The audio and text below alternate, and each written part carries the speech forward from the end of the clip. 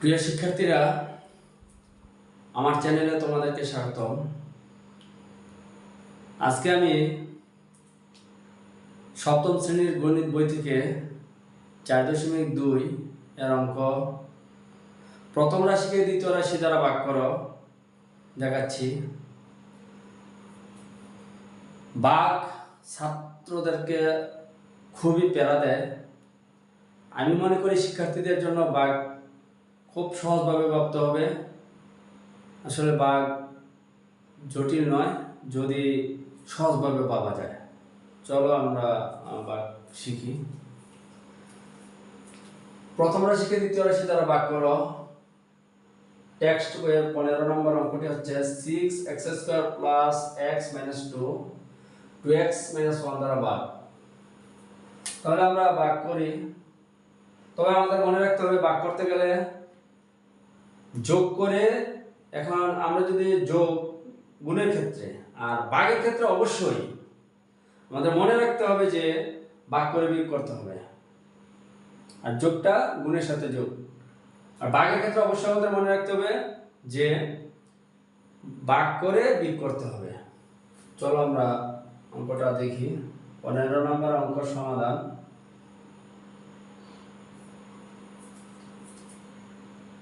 Two x minus 1 দ্বারা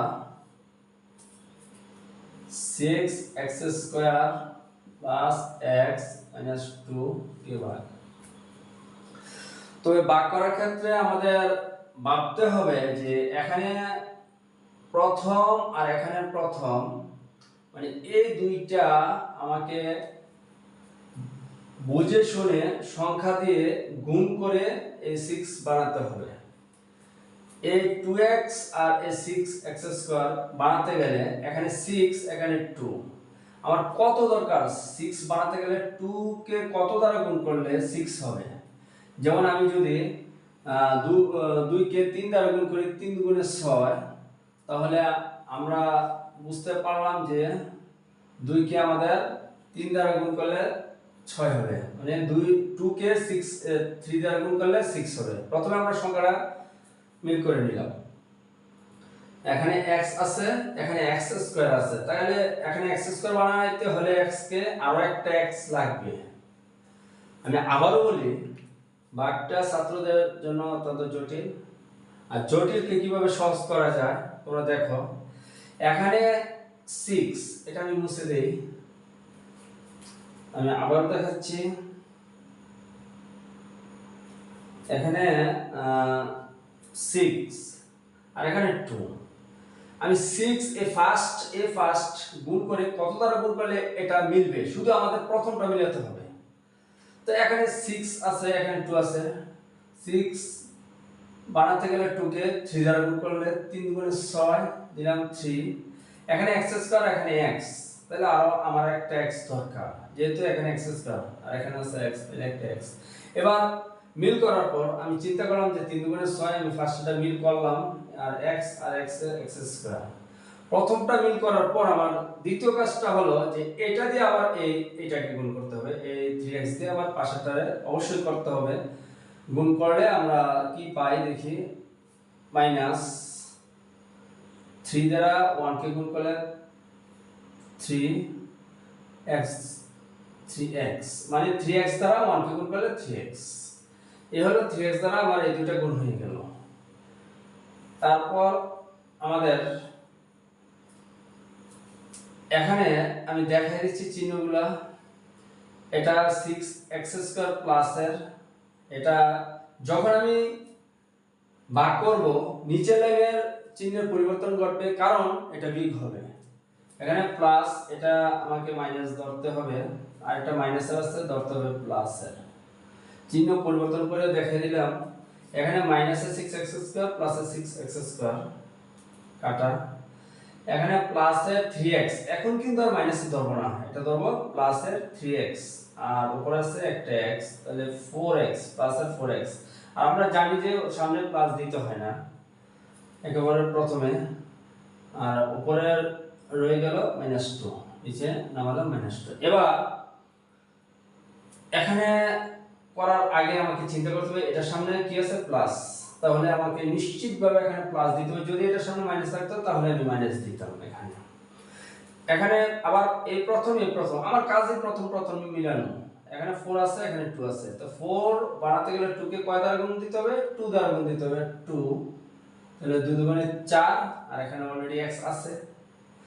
এবার এই 2 দিয়ে এটা আমরা মিল করলাম 4x, 2 দুগুণে 4 সাথে x, প্লাসে মাইনাসে মাইনাস, আবার 1 দ্বারা 2 এর এই 2 অবশ্যই আবার এই 1 এর সাথে গুণ করতে হবে। 2 একে 2, তাহলে যদি মিলে যায় তাহলে এটা হবে 0। কারণ যদি আমরা চিহ্নের পরিবর্তন ঘটিয়ে দেখাই তাহলে এটা প্লাসের, এটা ধরতে হবে মাইনাসের, এটা মাইনাসের ধরতে হবে প্লাসের, তাহলে প্লাসের টু মাইনাসের টু ভাগ, আর 4x আর মাইনাসের 4x কাটা। এখন এই চিহ্ন পরিবর্তন না দেখানোই ভালো, আর যদি একেবারে না বুঝো আমি মনে করব এই চিহ্নগুলো পরিবর্তন করে দেখিয়ে নিবে। সুতরাং নির্ণয়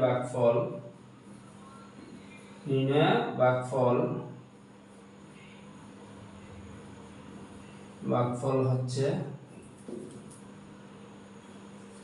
3x plus 2, 3x plus 2। তোমরা দেখে নাও।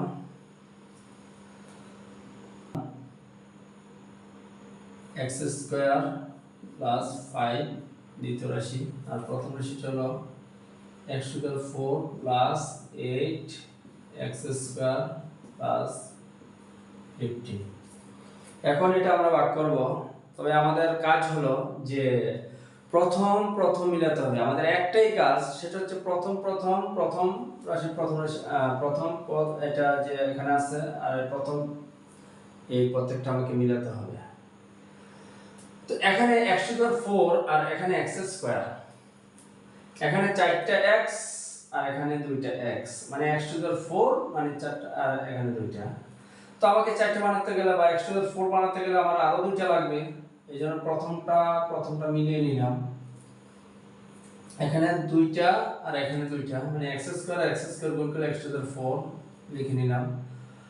আবার এই x স্কয়ার এই 5 এর সাথে গুণ হবে, প্লাস দিলাম x স্কয়ার 5 এর সাথে গুণ হবে 5x স্কয়ার।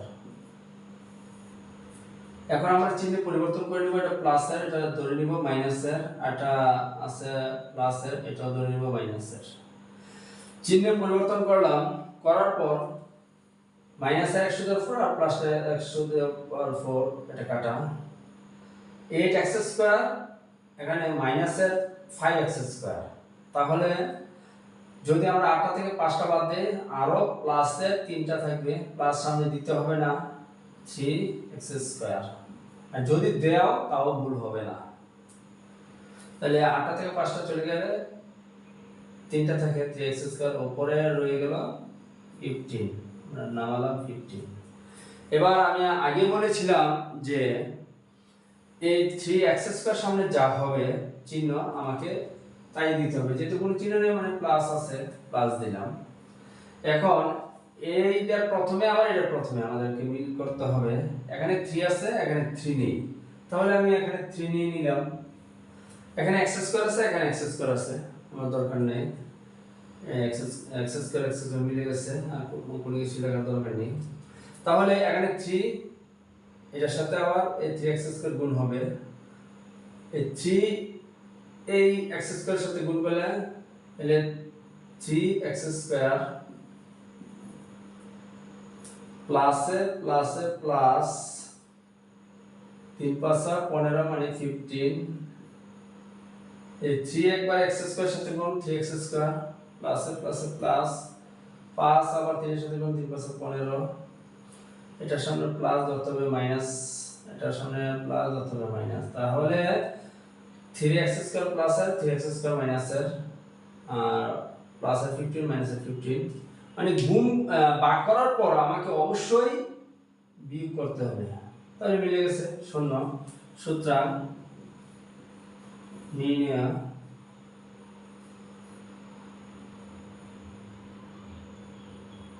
নির্ণয় ভাগফল